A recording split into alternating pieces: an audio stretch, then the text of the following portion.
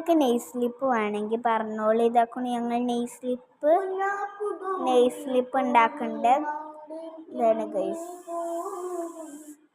പിന്നെ ഞങ്ങൾ ഇങ്ങനെ ഒരു നെയിം കാർഡ് ഉണ്ടാക്കുന്നുണ്ട്.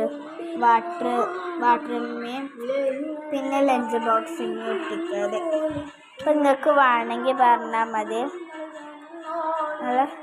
വേണമെങ്കിൽ നിങ്ങൾക്ക് ഈ ഗ്രിഡ് ലൈൻസ് വേണമെങ്കിൽ അങ്ങനെയൊക്കെയാണ്